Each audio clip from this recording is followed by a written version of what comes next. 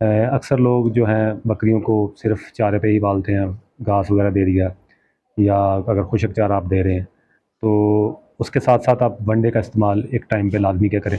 क्योंकि जितनी प्रोटीन बकरी को चाहिए होती वो आप घास में से या खुश्क चारे में से वो बकरियों को या बकरों को हम नहीं दे सकते।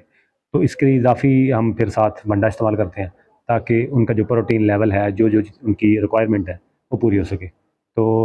आज दिखाते हैं आपको कैसे हम वंडा दे रहे हैं अपनी बकरियों को, और क्या-क्या हम इस टाइम रूटीन के मुताबिक काम कर रहे हैं।